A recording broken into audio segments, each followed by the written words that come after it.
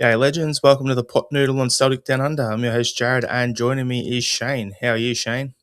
Hey, doing well, thanks, mate. Good to be with you. It's been a few weeks since I've been on, mainly thanks Been a to while. work-related activities. So, yeah, Yeah, it's been a while, but it's funny. You and me run into each other, what is it, once or twice out in Gen Pop between pods. That never yeah. happens. It was good to see you whilst I wasn't on the pod, mate. So, and I'm sorry I couldn't bump into you on the weekend. Ah, all good, mate. All good. Doesn't matter. So yeah, it's been an interesting week for Celtic Football Club. So two games, two extra time winners. We won't really dive into the Livy game too much because well, that happened bloody half a week ago again. So yeah, I just quickly want to touch on that. Like Alex Oxlade-Chamberlain made his debut with the match winner.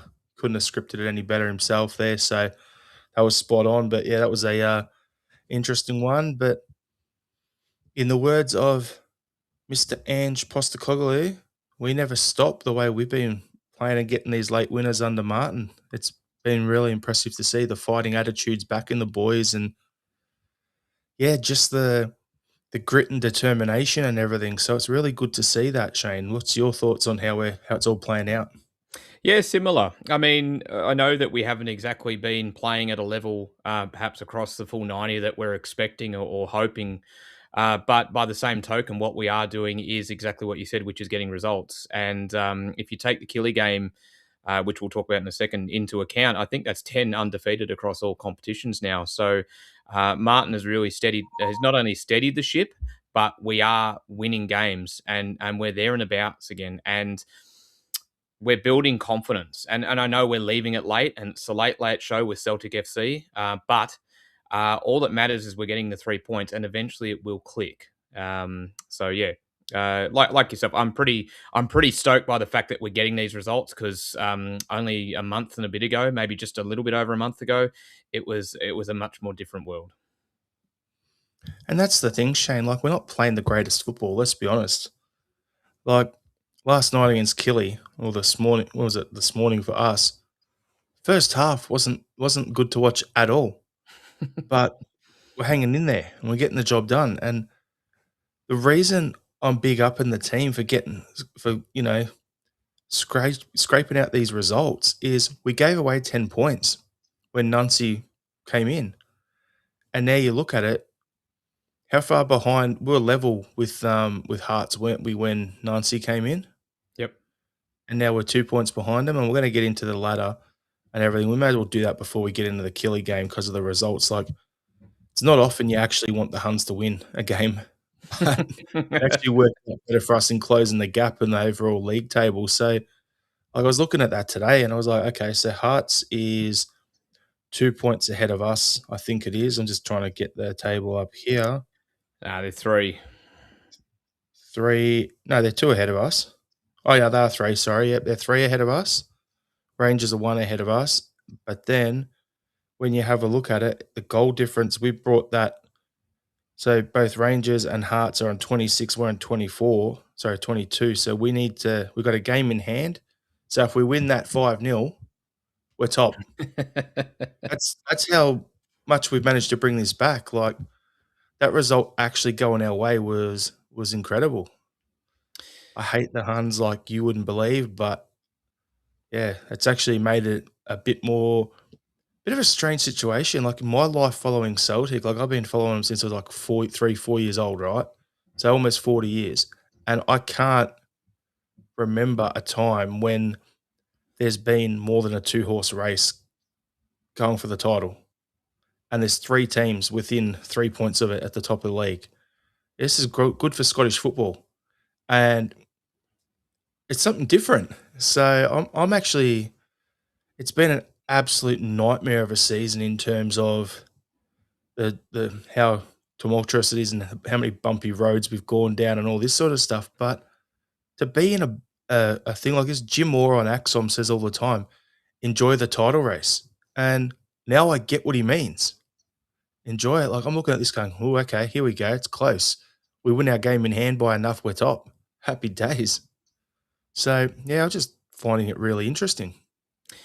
I think getting back to the Celtic side of things, though, there's two ways to look at it, and I think both can be true at the same time. Which is that yes, there's genuinely a frustration that we probably aren't playing at the level we all expect us to be playing at, and particularly with this playing list, and there's a couple of players in particular that haven't been up to scratch for a little while.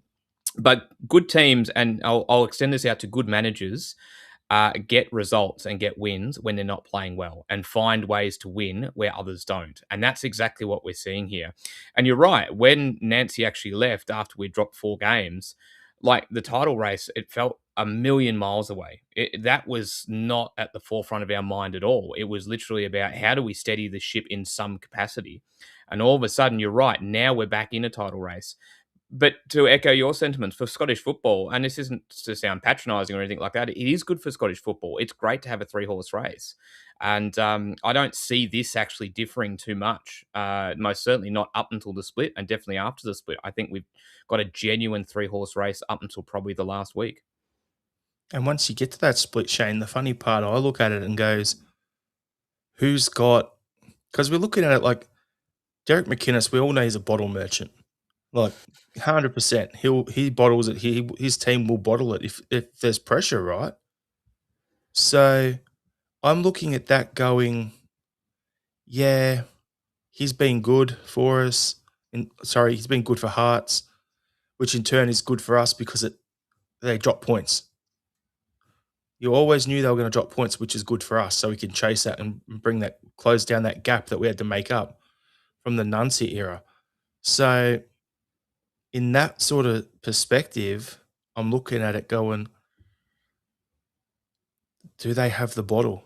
Does Hearts have the squad to push across the way and close it out after the split? No, I don't see any of those players. They might, right, but they're unproven. And then you look at the Huns. Who have they got, really? Skov Olsen, that's pretty much the only winner. The guy's consistently won leagues. And then you look at us, and we've got players who have been there, done that, got the trophies, got the T-shirts, got the lot. So if it comes down to a hard slog, comes down to a helicopter sort of last round where the trophy could be going to any of three stadiums, I back our guys in that dogfights to scrap and know how to get over the line. I think if it gets to that stage, I'm absolutely confident in us as well. Not that I want to give Hearts any credit or Derek McInnes any credit, but up until really this last run, we've all kind of been expecting them, as you said, to bottle it a little bit, and they haven't. Up until now, this is sort of the first time I've seen them and go, okay, just maybe the wheel is turning.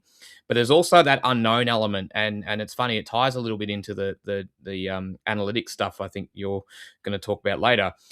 There's a little bit of the unknown about them that also makes them somewhat dangerous because I just don't know if they have that weight of burden. He does for sure, but that playing group who is made up a lot of players who have come from different leagues and different makeups, do they have that same burden they normally would if it was like a Robbie Nielsen managed team taking us to this kind of part of the season? I'm not so sure. So sometimes the unknown can work in your favor and work against it. For Rangers, I think for us, it's just if we can get, we've obviously got them a couple of times coming up soon, and if we are able to beat them in the league and then beat them in the cup, I think that would be enough to probably that would be enough to sort of dent them to the point where they're out of it. We go to Ibrox and we win, and then we go to Ibrox a week later and knock them out of the cup. That bubble's burst. They will Yeah. turn on each other. They think Danny Roll is the second coming of their Lord and Savior. I don't know whoever their Lord and Savior is.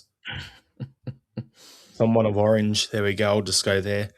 But like at the end of the day, if that bubble bursts and suddenly they're chasing us and Hearts, and they're out of a cup, they're not guaranteed a chance to win any silverware if they drop to third and momentum's against them. That could absolutely ruin them. And I'm here for it. Inject that into my veins. Like I want to see all those Hun tears, right? That will just be the best thing ever. So what we'll do, Shane, is we'll just Yeah, we'll just jump on to the. Do we want to go to the Jamestown stuff since you mentioned the analytics and then come back to the game? Oh, yeah, totally. We'll I'm do keen to that. hear about it. Fine. So on the weekend, I got invited to a gold members event at Melbourne Victory over here in the A League, right? So if you've been a member for I think it's 10 years plus or 15 years, I can't remember what it is, right? So got invited to this event. Me and the wife went along with it. It was about 80 to 100 of us in this room. And what they did was we had the managing director come in to talk. We had the director of football come in to talk, two former players, two current squad members. And one of the main talking points that was brought up, right, and why I'm bringing this up is it ties into Hearts with Tony Bloom and Jamestown Analytics, right? Because Tony Bloom in March 2025 bought 19% of Melbourne Victory. So he's a minority shareholder. His wife's from Melbourne. That's why he chose to get involved out of all the A League clubs. You got Melbourne City. So he's like, I'm going to get in with the other guys. Got in with the good guys. And then in June 2025, he bought 29% of Hearts. So he's also a shareholder there. Doesn't have a majority in either club because he can't because of Europe with Brighton. But by doing that, the thing that they spoke about is how hands-on he is. He came down to Melbourne and spent, along with the Brighton chairman, who's on the board at both clubs, and they spent 3 months. Sorry, it was a 3 month program. So it was like a month online. I was got to make sure I get it right.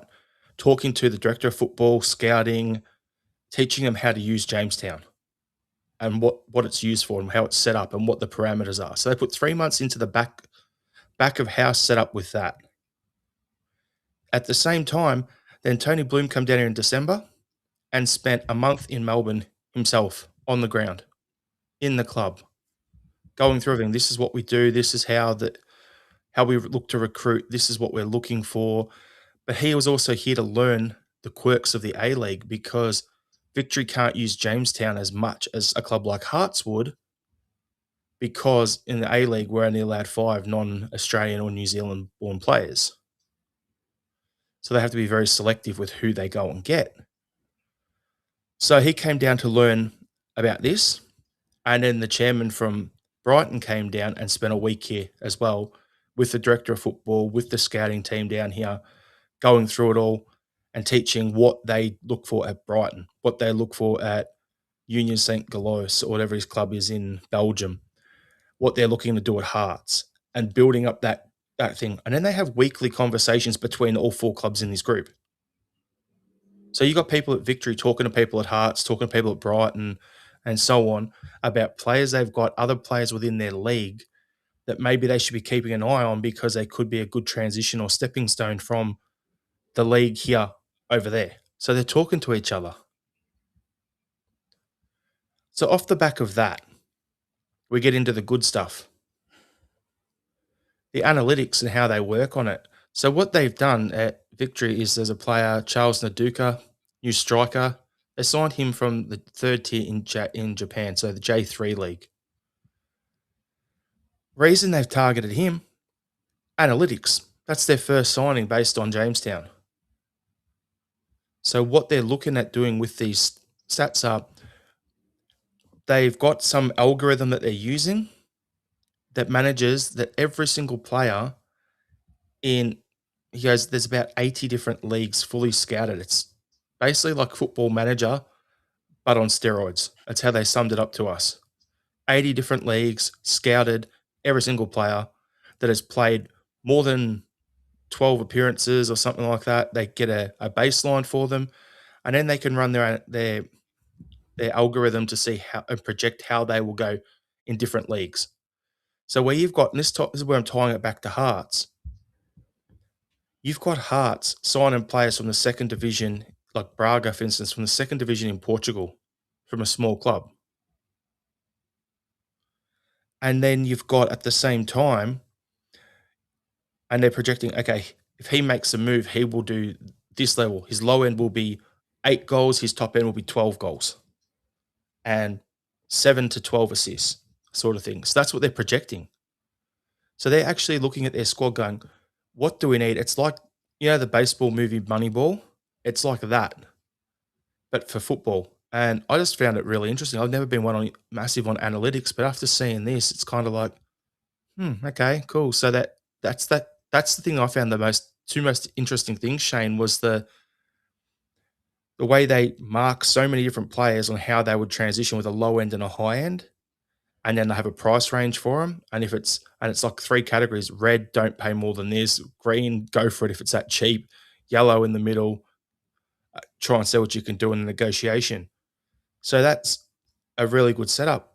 But the last thing that I found a bit of a quirk about Jamestown, you would think that it's just player recruitment, wouldn't you? Analytics? Yeah. No. You remember when football in the Premier League went through a period where 15 or 16 of the teams in the EPL all had uh, gambling and casino sponsorship on their shirts? Yes.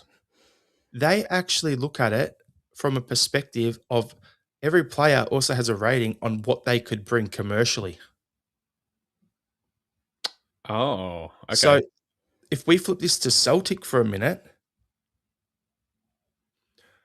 if you're looking at Arahel, you look at any video he does well and look at the comments, and it's all these people from Mexico going, oh, look at this Vamos Celtic and all this sort of stuff, and they're getting in there because they love him, right? He would come in with a good commercial value option where you could look at it and go, and it'll be the same when we had Kyogo and Dazen and that, where Celtic in Japan would have looked like a big club. So what you're looking at is you going, we need a sponsor. What do we want to do? Oh, we've got this Mexican guy, we've got these Japanese guys. They're getting so many eyes on them in their country. Let's see if we can get a sponsor over there. Well, let's see if we can grow our not necessarily shirt type, but our back of house sponsors as well. Like, how you look at the Premier League, they've got like logistics partners and they've got clothing. Like Melbourne Victory has kit is Macron, but then they've got a footwear sponsorship with Skechers, like stuff like that. So I just found it really interesting. Like I'm looking at going, this just shows how analog club Celtic is in the digital world. That's the way I'm looking at it. After seeing all this and everything the collective's talking about, and we want to modernise Celtic, we're doing it's clubs in the A League doing this, and I'm just sitting here going, dude, I wish we could do this at Celtic. Something like this. Well, I wasn't aware of a lot of those elements. I was, I'm sure most people know that you and I are both Melbourne Victory supporters. So, and I'm across Tony Bloom's investment in the club, and I knew Jamestown Analytics was part of it. And I was sort of more acutely aware of its impact by watching Hearts this season, and the likes of Braga and Kizarides, who is another one, and I think Harry Milner as well. I think came in through that particular channel, and I think it's interesting. I think it's a different way to look at things. It's a different dynamic as a way to sort of find players who are going to work for your system. And yeah, it does remind me a lot of Moneyball, in terms of the way to actually find these sort of hidden gems and find different ways to play players. And obviously, Moneyball was not only just different players, but playing them in different positions and so forth.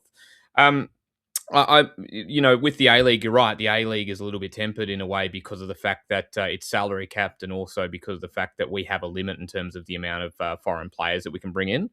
And so far, we've only identified this one chap, Charles Nduka, and perfect timing for the guys to do the demo on the weekend, because who scored his first goal and played relatively well? Charles What a Nduka. cracker. What a cracker of a goal. Um, it's I didn't realize it branched out into other elements as well, but it does make sense a little bit in terms of looking at sort of player impact from a social perspective and a marketing perspective. Um, I think for me, it's one of those things that it opens up a different avenue, but it's not going to be right for every club, and it's not going to be right for every league. And you're going to have to find a balance between traditional scouting methods, which I probably still lean more towards. But it's a part of the world that you need to look at and say, well, how can we use something like this? It doesn't necessarily have to be Jamestown Analytics, right? It could be something else in that bracket. But how are we getting ahead of the curve? How are we trying to find these players? Now, if I'm being ultra negative, right, one of the key aspects of Jamestown Analytics is being able to find maybe a couple of players who, we've obviously signed a player from J3, not exactly the kind of player we'd normally look at in the A League, right? With the greatest of respect, we're probably looking at a higher caliber player or playing in a higher caliber league, right? So being ultra negative, right, and don't take this with a grain of salt. If Celtic was to look at doing something similar like this, you probably find that they probably spend less and less on transfer fees every year because they're finding these hidden gems or trying to find these hidden gems all the time. Maybe I'm just a bit burnt by the Celtic experience, but yeah, look, it's very interesting, and it in some regards there's some parallels between this, and it's going to sound really weird. Some parallels between this and XG in the way that you sort of look at things and go, well, hang on a second. People look at XG and go, nah, don't like it. It doesn't play a part. Some people look at it and go, they swear by it. And other people go, we have to look at it, but it doesn't have to be the be on end all. I'm probably in that category with Jamestown Analytics. Very interesting. Opens up a couple of doors, but you got to balance it with other things. Well, how the director of football left it, Shane, was he said the old way used to be if you're looking for a player, you'd ring a bunch of agents and then you'd send your scouts out. He goes, now it's a combination of you ring a couple of agents that you know and you trust, but at the same time, you put the info into Jamestown, it spits you out a list, then you send your scouts out, and while your scouts doing that, you talk to other agents and stuff too, and you take a list of 15, 20 players and bring it down to like a good target list of 4 or 5, and then you talk to the agents for each of them and try and see how you can go. So that's how it gets used. Yeah, it makes sense. And that's where your balance comes in, right? It's not Yeah. just using the analytics itself, it's then using the analytics to find and then assess from there, which is how it should be. Yep, 100%. So Mahesh makes a good point here. Tony Bloom runs a betting company. Recruiting criteria is based on financial return on investment. And that's the two things. They've got a commercial value and a football on the pitch return on investment. So it's twofold. So yeah, it's going to be interesting. Now, what's Gavi Boys saying? Celtic do use a system, but I still like that Martin still has the last say. And that's the way it should be. Like, I know I talk about wanting a director of football, someone like Jackie McNamara or someone like that in that chair who you set up a Celtic way of playing. You have a certain recruitment. You recruit a certain caliber of player, but then the director of football has also got a short list of coaches. So yeah, going to be an interesting one to see how it goes.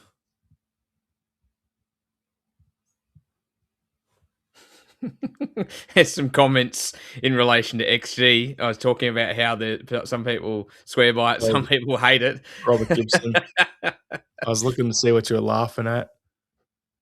I was probably laughing a little bit at Michael Ross's comment Michael as well. Ross, was it not EG instead of XG?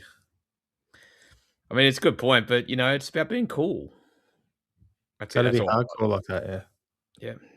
Degeneration X.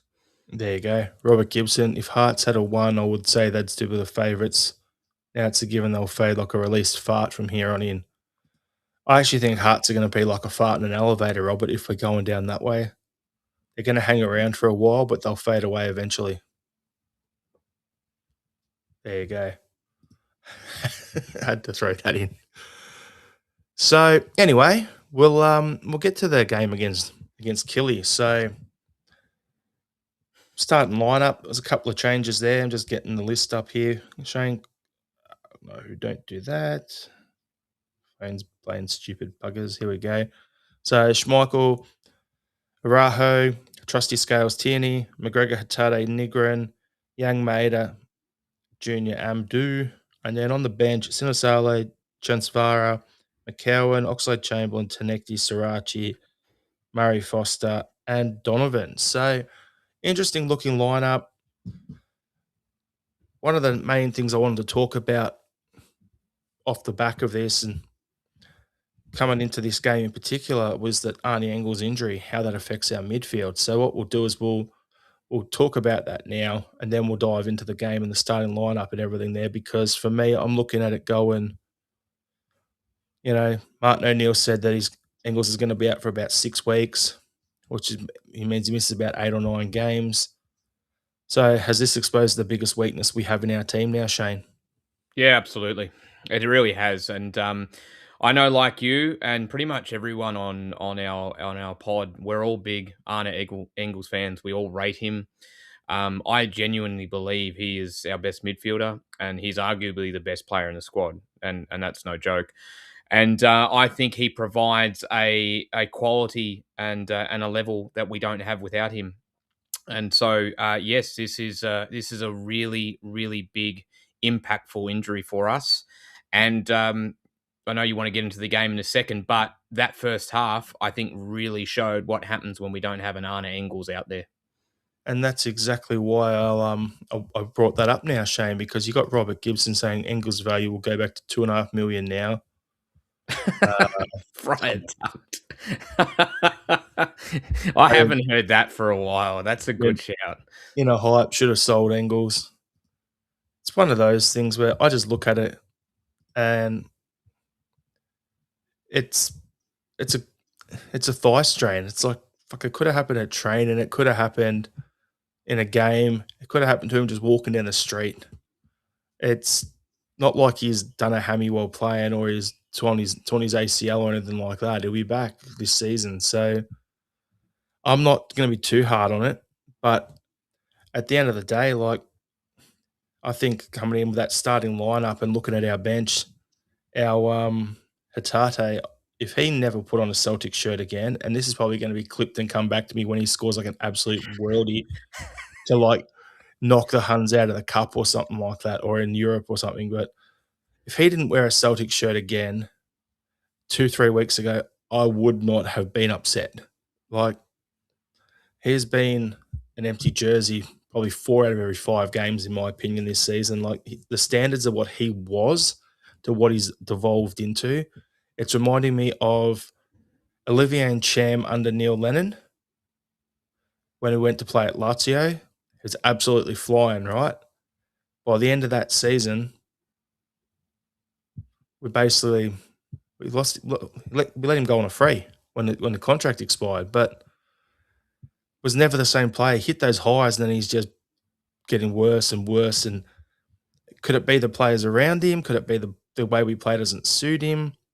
I think he actually suits playing in a high press sort of team. So if he was in playing for Ange again or playing in a team that's actually full on like up press, counter press the whole lot, then fine. I like this comment from Jay Wiper. Can we tell Hatate to put on Engels' jersey and sell him instead? Yes.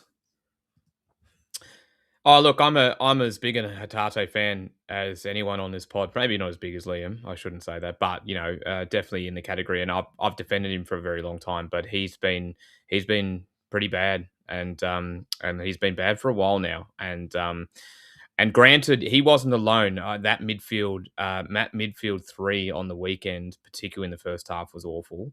He wasn't alone in that, but the problem is that he looked very, very exposed by comparison. And it's not the first time we've talked about this. There's been too many games this season where he's started and he hasn't contributed, or he's given the ball away cheaply, or he hasn't tracked back and worked hard enough, and it's just become a pattern. And you can't ignore it anymore. So I think, unfortunately, his time at Celtic is done. Um, Maybe the Engels injury probably gives him a little bit of a reprieve for the time being, to be honest with you. But it's very hard to see it once Engels comes back. Yep, 100%. I think he'll be a bench player the rest of the season. He'll get a move in the off season. It'll be for bugger all. We'll probably get, let's be honest, if we get 5, 6, 7 million for him, I think we've done well Yep. with how far he's fallen off. When 3 years ago under Ange, we were talking about 20 mil for him plus. I mean, It was I in kept the leaning. same. I was just going to say, Go I on. kept I kept leaning on the fact that he's that kind of game breaker that we don't have, and then Engels came along, and I sort of put him in that category now, where he does those things that not necessarily that Hatate could do. I'm not saying they're the same player, but what I rate Hatate of is he's that kind of player that does things that others in the midfield don't, and Engels is kind of that player that I see more in that mold now. But I keep sort of expecting Hatate. I kept expecting the Rio of old biting off those passes that just work, making something happen. And there's just been too many games this season where it hasn't. And we're at that point now where, he probably can't start again unless we've got a raft of injuries. Sad state of affairs when Luke McCowan is making more of an impact off the bench than Hatate is starting games. And the fact that Oxlade-Chamberlain's come in, and he's gonna be in the same sort of spot as Maeda, like, it's just not Maeda, sorry, Hatate, it's yeah, not ideal. But anyway, Joe Wiper is saying, "Morning from Scotland, lads. Maeda and Hatate shouldn't play for us again." We've got a comment from Andrew Galea, the Mexican and Uruguay fullbacks, the Ox Chamberlain, and we have strikers now. Yeah, lineups. We've strengthened a lot of those spots that were question marks early on in the piece, but it's the middle of the park that's the biggest weakness. Heavy vibes are saying Rare not kicked the ball since Ange left. Michael Ross, I'd love for us to sign a Rahau. I can't see it happening. Oh, get it done. Get it done. He's the new hero. I would not have a problem with signing him or Srirachi. Yep. If we could imagine how odd it would be for Celtic to have 4 quality fullbacks at the same time. When does that happen? It hasn't. It hasn't for a long time. Not that I can remember, at least. Not since we got Taylor and Bolingoli. Wow, there's a throwback. I'm saying that because I want to see the comments. Yeah, there you go. McCowan is better than Hatate for me. Is it Mulligan at Hibs? Yeah, I'd be bringing him in instead of playing Hatate if we could. But yeah, like there's plenty of things there. Oh, Robert Gibson. Hatate needs to loan Yang's misses. Yeah, so it's gonna be an interesting one. McLaughlin's got an idea here. Araujo and Donovan moving forward, sell AJ for 10 million plus in the summer. That's how we could fund it. Don't know. What do you think, Shane? Geez, it's interesting. I hadn't ever considered selling AJ. I'd kind of lent into what you were saying before about having 2 quality fullbacks that you could literally rotate and have fight for a spot. And obviously AJ's got that flexibility to play as a centre half where need be. But it might be the only way we could make it happen from a financial point of view. But ideally, I'd love to keep AJ. I'd love to have both. I think losing AJ to keep Aroha, I'm not a fan. Yeah, I think it'll be an interesting one. And Andrew Galea, spot on. We've got the funds right now. We sure do. There we go. We've got I would absolutely butcher this name if I say it. So Mac Okoya, AJ is a better defender. Bloskade? Mac Bloskade? Let us know if I got it right, Mac. Skyder. Oh, okay. He's back. Looks like Jared's gone offline. No, he's back. It was you, Shane. Okay. Anyway, we're all good. Good old technical difficulties. So, yeah, back to the game. Lineup, what was your thoughts? The only thing I was a little bit surprised on was Damu coming in for Vanchata, just because I've really liked what I've seen from Vanchata so far. And obviously Adamu coming in for his first start, wasn't too sure what to expect necessarily, but obviously Martin and the coaching staff rate him, and he's in the Europa League squad for the Stuttgart games coming up. So it was interesting. Apart from that, there weren't too many surprises for me. Obviously, you had Hatate, McGregor, and Negrin in midfield, and Negrin, who I'm just going to call the Enigma, because he does some amazing things and does some incredibly unamazing things, and they're usually literally like minutes apart. But outside of that, I think the team really picked itself, so not too surprising a starting lineup. Yeah, the thing is, I actually did not have a problem with Cantavaro being on the bench because he's been doing well. But I wanted to see Adamu. I wanted to see what Junior's got in the bag there and give him a start and see, because every time I've seen him, I've been impressed. I actually think we've got 2 decent strikers there. So, yeah, a bit of an interesting one. Is the other winger that we brought in, is he injured? I don't know. I didn't see him on the injured list, but Was he that shit that he's just been dropped after a half? he wasn't great. So maybe there's a bit of tough love going on. He definitely hasn't been in the matchday squad since, and I wasn't aware of him being injured. Thank God we didn't pay the £4.3 million for him, was something that we were going to. That was anyone we're going to spend money on. I've never thought Wow. I'd say this, but I'm glad the club didn't spend money. Yep. So, yeah, first half for me, I just thought it was a bit of a ugly game. It's probably the easiest way to sum it up without diving too much into it. Like, you do a better deep dive into it. And for me, I just thought it was a disjointed game overall. But Shane, what was your thoughts on the first half? I think just disjointed is probably the best way to describe it. We were really slow with ball, getting the ball forward. Just the front third wasn't really clicking with everything else. We were getting the ball out wide. It's taking a little bit of time to get there. We weren't really isolating the wingers. When the fullbacks would cross the ball in, Adamu wasn't really in the right spot, and when he was, the ball wasn't coming in. So there just seemed to be a real disconnect with what the front third were trying to do and where they needed to be. The midfield was non-existent, both from an attacking sense, but also from a defensive point of view. Hatate was nowhere. Calmac wasn't influential, and Negrin was playing probably way too high. And we were getting exposed, and they were easily able to play through and play over the top of the midfield.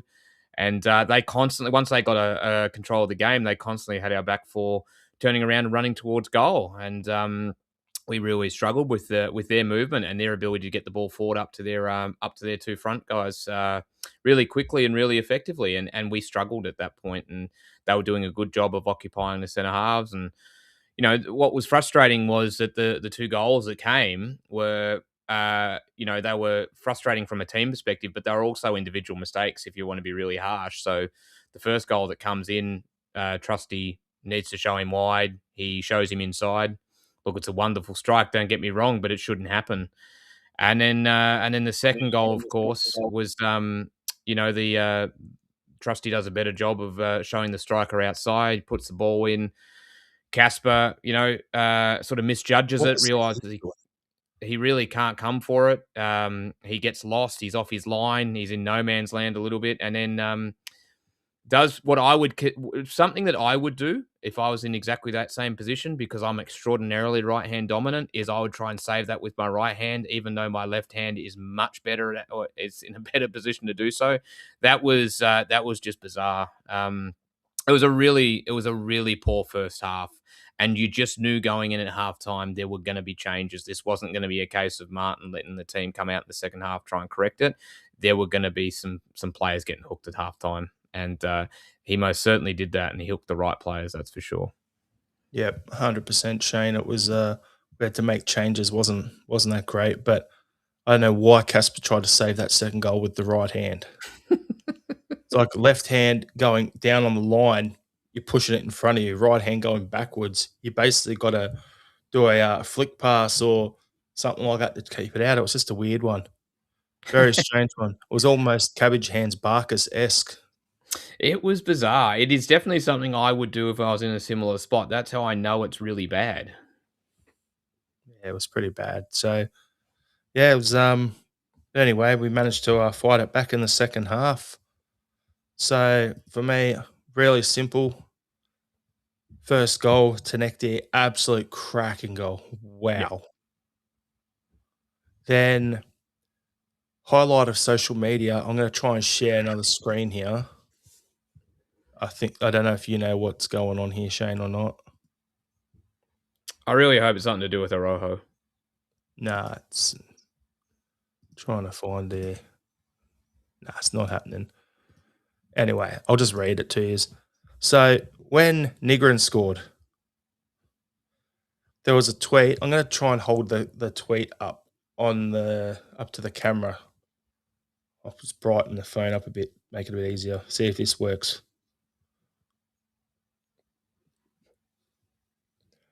No, you can't see it. There we go. So Japanese tweet, right? Oh yeah, I do know what's coming now. When you hit translated from Japanese on Grok, Nigla scores the equaliser goal. So Nigrin is now called Nigla in Japan. There you go. Absolute highlight. And then you got the last goal was just. Whew. I'm going to say it. Ken Svara, did he have an assist for the last two goals on both of them? Uh, you're testing my memory. I will look it up, Shane. You just talk about the second half a bit more if you want, and I'll look it up. Well, you've touched on the key goals. For me, the key thing about the second half is not only did our pace of play and our movement get better and our midfield look better, the key aspect to me is that all three players that came on at halftime had an immediate impact. Van Charter immediately looked like a completely different player to Adamu in that first half. He was getting involved. He was stretching them a little bit. He was occupying the centre halves a lot better. He obviously has the pace to worry them to get the balls over the top, and we were starting to throw them in. Alex Oxlade-Chamberlain obviously partners Calmac in midfield. He sits a bit deeper, and all of a sudden that midfield is able to get a bit of control in the game, which it didn't have for the first 45.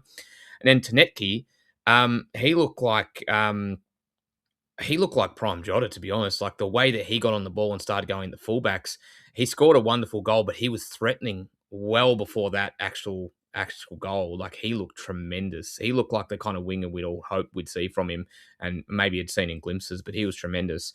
So those three coming on instantly changed the game. All three of them had an impact on the game, and it was immediate. And then from there, we looked like we were getting control, and they had to start to sit a bit deeper. They had to start to time waste. You wonder why there was 7 minutes added time?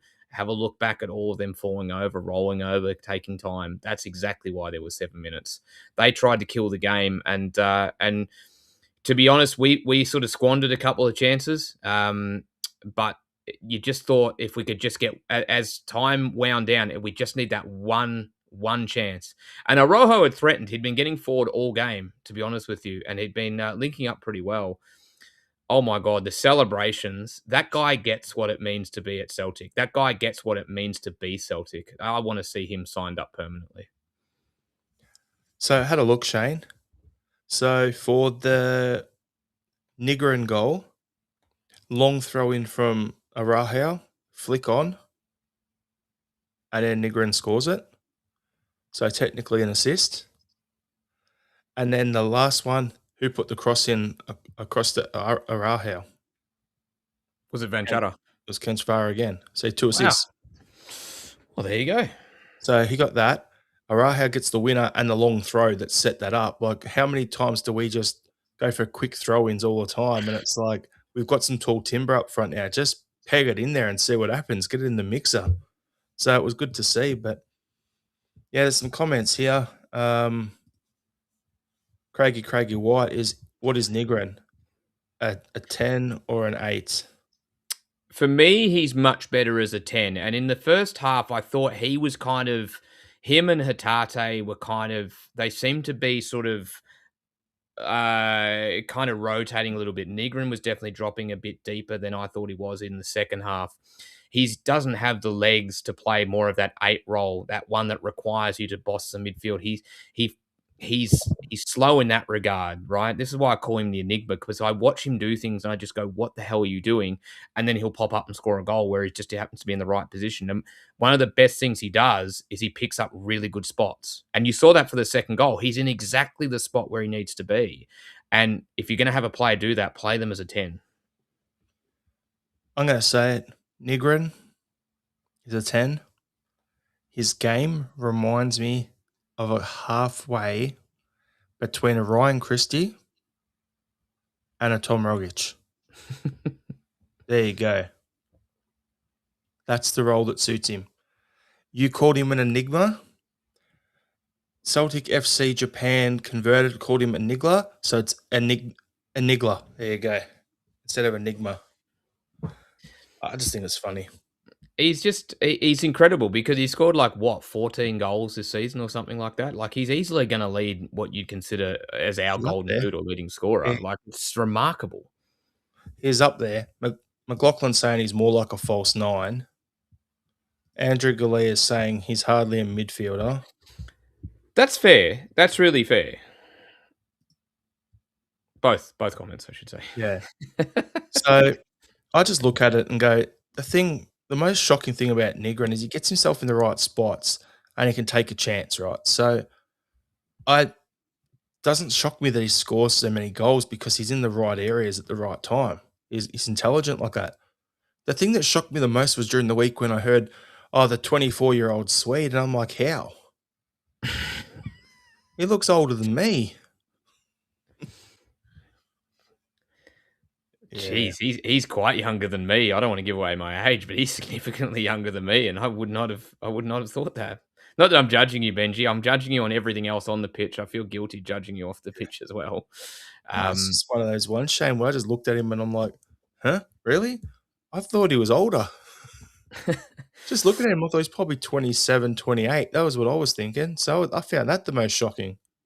I think the comments about him being a false nine are really good because, and I think it gives us a little bit of a dynamic where if we have a bit more midfield control with an Engels and an Oxlade Chamberlain, we could actually play him as as a front two with someone like Adamu or Svanchara, right? You'd have them actually, and Negrin sort of the one just sort of dropping off a little bit, not necessarily as a 10, more as that second striker I've kind of got you thing. figured out, Shane. It's your big small combo. It's either your Viduka and Kuhl, or one that for Liam when he tunes in some other time, your Andrei Shevchenko and Sergei Rebrov, Dynamo Kiev style back in the 90s. There you go.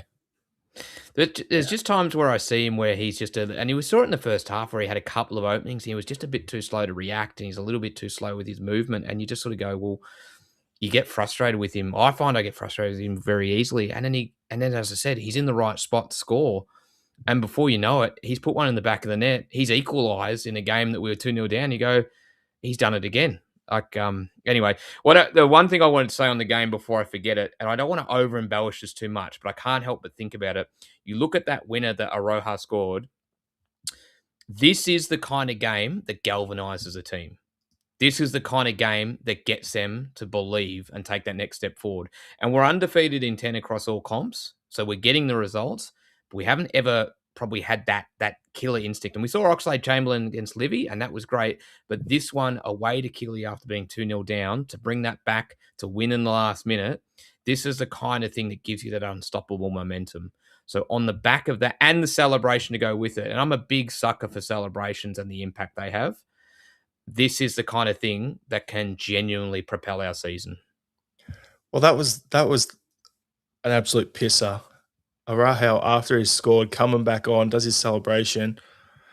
That was the biggest I don't give a damn, like, then copping a yellow card, just laughing at the ref, just living it up. Unbelievable. It kind of reminded me, and it's the same stadium. Remember a few years back when Bruni won the league at Rugby Park? Yeah, And he yeah, yeah. scored, and he went and did the Bruni right at the similar spot. The crowd came on, went nuts, and from there we just launched on like 4 or 5 more games just to finish it off. A lot earlier in the season, but this could have that same sort of effect on the team and bringing them together. Yep.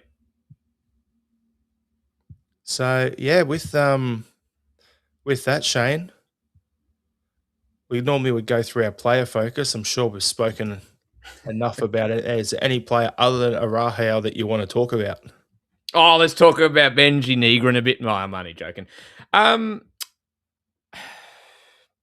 oh, look, we probably all talked about all the players I wanted to talk about. I'd probably give a shout out to Tierney. I thought in a really poor first half, he was probably one of the few that actually stood up, and he was definitely working hard and doing his best. And he was whipping some decent balls into the box, and just Adamu just wasn't there, and it just wasn't clicking. But I thought he had a pretty decent game. For me, I'm going to go down a different tangent. I've seen some people absolutely giving it to our centre backs for this game with Trusty and Scales, right? And Trusty was absolute dog shit in the first half. There's no grey area at all. He was terrible. And Scales somehow wasn't much better, but he did at least get under the skin of a few of their players and rattle them a bit. Case in point, you get to the end of the game and you got Scales and that Finley bloke who's on loan from Rangers getting into a bit of a brouhaha on the field afterwards. Love it. Sometimes you don't have to play the best. If you're a defender, all it's going to take is just to get. You may not play the best physical game, but if you can get in your opponent's head and throw them off, it's as good as, a goal saving tackle. So seeing the fact that Scales was able to get into that guy's head and had a few little arguments and, that during the game as well, I'm gonna give him a I love a bit of the dark arts occasionally. We need a bit more bastard in the team, so it's good to see it, so I'll give it a shout out when it happens. So, who's your man of the match for it, Shane? And do you want to give a donkey of the day as well? Because I've got a donkey of the day for Tade. Like, we've already been there, done that. So, It's hard to go past Hatate, unfortunately. I mean, Yang wasn't too much better, to be honest with you, and I don't really want to go against the Yang gang because that might be the last thing I do because they're a pretty fierce group. But there you go. See, I'm getting that. I'm getting that look already, which makes me think I've made a terrible mistake. But he wasn't much better. yeah, borrow on Shane. You might need them. Everyone heard that. Everyone knows that's the threat. Now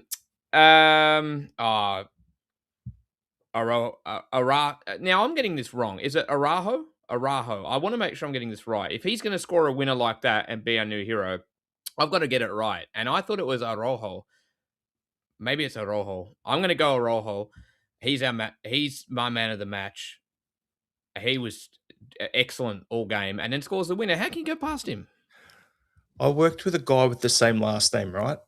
And he Aussieified it to Arajo, right?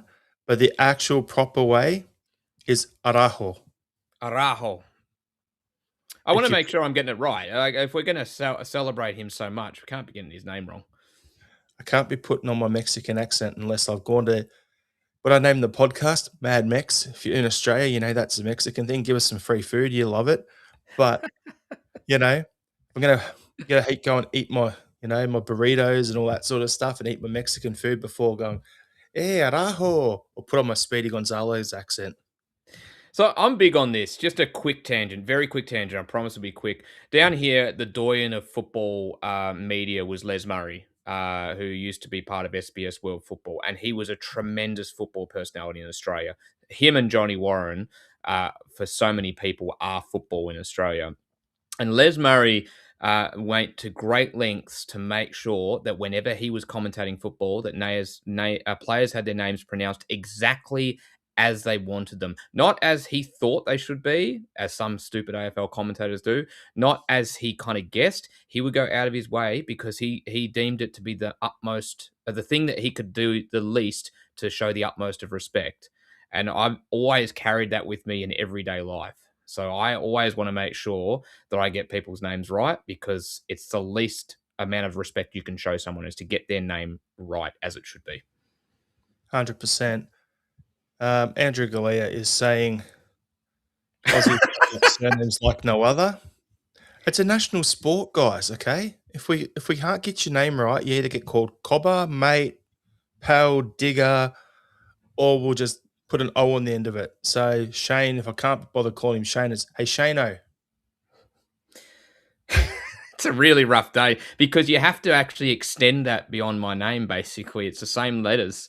It's not, normally we shorten things, but there's not a trade there. We can do that if we want to be lazy or if we've been drinking.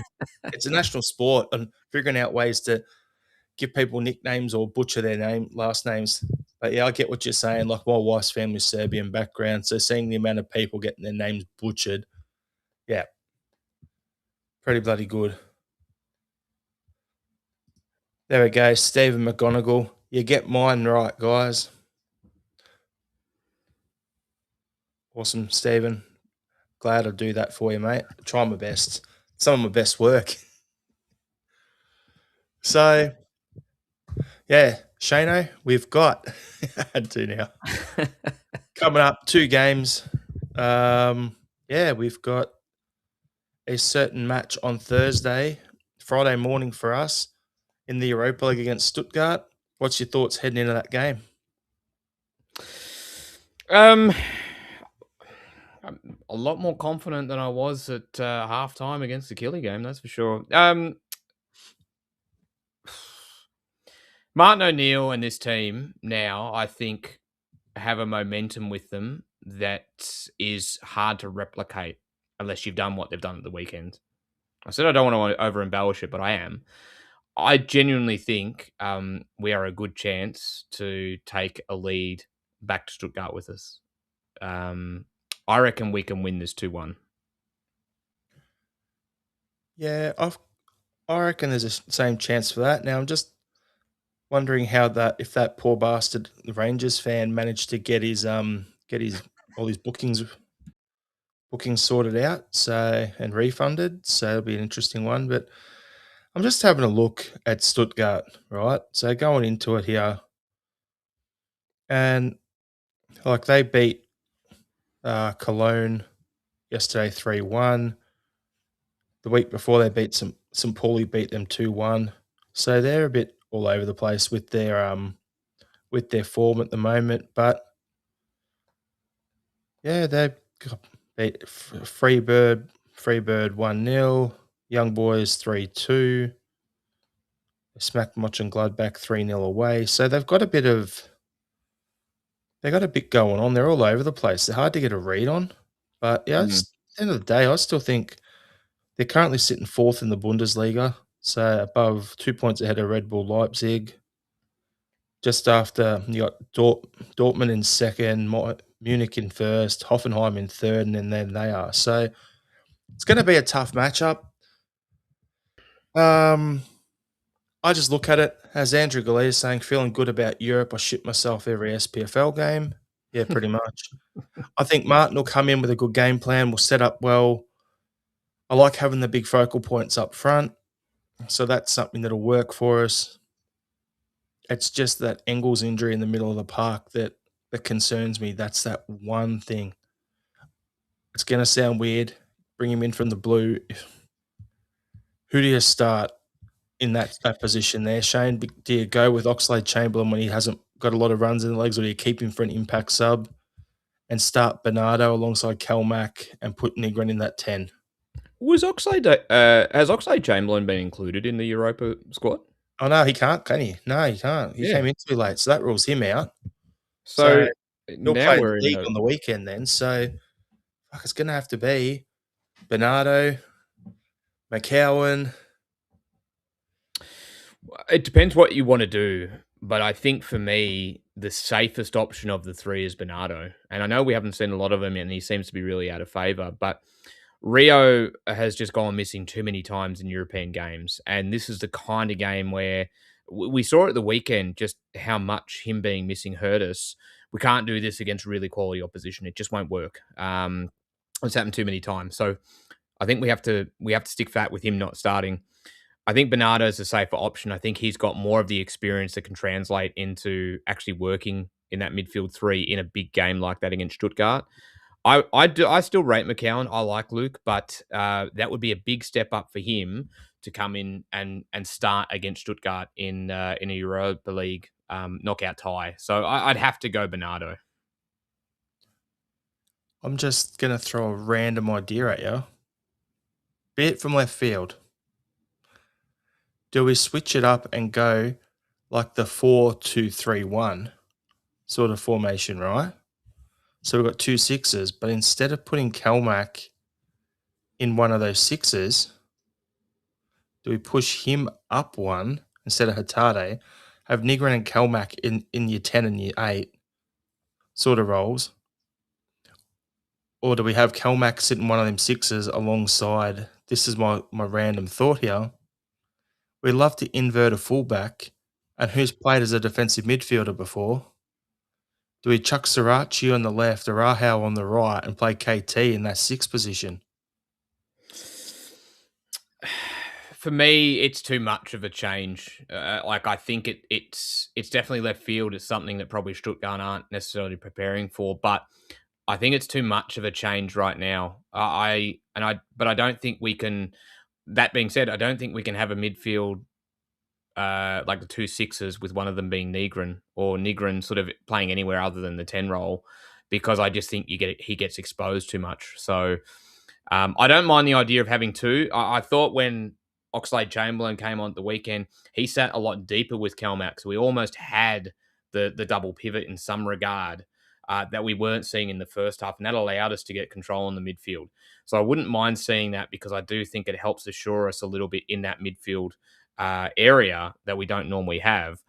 But I'm just not too sure. I would probably go with Bernardo and Kelmac, and then play Negrin a bit further forward. That's the three I would go with. I think changing and moving Tierney into that role just runs a little bit of a risk that he might not be ready for it. Funny thing is, Tierney, probably not. If Greg Taylor was still at the club, I wouldn't hesitate. Yeah, definitely, absolutely wouldn't disagree with that at all. Now, comment here from Andrew Galea, I wouldn't play Nigrin. And then he's gone, need a proper six. Bernardo deep. I'd play Hurtado over Nigrin for his extra work rate. It's the only thing he's got going for him, really. Well, it's true, and he's not going to get exposed for pace as much as Negrin does, right? Negrin doesn't have, he's not fleet of foot. And that's why you're sort of hiding him in a little bit of the 10 role. Not only does he get into good positions in terms of actually getting a strike away or finding himself in the right spot to score, but if he's playing as that 10, and I love Tom Rogic, but he was never he didn't really do a lot of the defensive stuff very well, and he didn't have to because he was playing as more of that creative fulcrum, right? That number 10 who would link up. You kind of avoid Negrin being exposed a little bit by playing him in the middle or a bit deeper by playing him as a 10. So I'd have to stick Negrin there instead of Hatate, just because I think Hatate's gone missing too many times. Yep, fair enough. I agree. Score prediction, Shane. What are you thinking? 2-1 to me. It wouldn't surprise me if they. Well, I was about to say, it wouldn't surprise me if they score first. I think Vanchara scores. And then I'm going to go Benji Negrin. I've talked so much about him, he's going to score. All right, for me, I think we win 3-2. And Kensvara will score 1. The Yang Gang will be representing in Europe. And then it'll be 2. Then we'll score 2, they'll score 2, and then the match winner will be Kalmac with a howitzer from the car park with about 10 minutes to go. Rubber Duck is saying 3-0 Ralston hat trick. Yeah, get the bricky up front. There we go. I love the way the Duck. I just got to shout out the Duck having the Celtic kit on. That is attention to detail. That's tremendous. Touch class. Love it. So what we'll do, Shane, is then off the back of that, we've got Hibs on Sunday, Monday morning for us. Don't want to dive too far away. The only thing I can guarantee is Oxlade Chamberlain will play in that game. There you go. He won't just play, he'll start. Yeah. He'll start that game for sure. All right. So a final thought, Shane, you got one? Yeah, look, I do music a lot, and I'm going to stick to that theme. It's not a recent release, but I know we've got a lot of people tuning in from overseas, and so I want to give an Aussie band a shout out that I've loved for a very long time, who I think are very underrated. So they're from the early 2000s, late 90s, early 2000s. They're called Motor Race. They're a Melbourne band. And genuinely worth checking out if you get a chance. 5 Star Laundry, which is their debut album, one of the best albums I've ever listened to. It's always in my top 5. So Motor Race, 5 Star Laundry, get it checked out. And for me, my final thought, really simple. How much do we love seeing this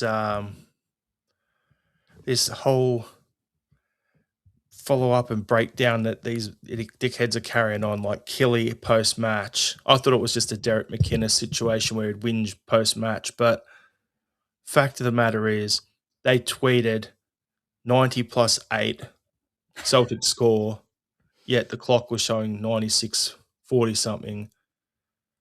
I'm just loving the mini Airship Huntiers and stuff like that, and it's great. Like, let's just stick at it, Celtic, and get the job done. Fuck the king, up the Celts. Thanks everyone for tuning in. Give us a thumbs up, a like, subscribe to the channel, comment, and we'll see you on the next pod. Hail, hail. Hail, hail.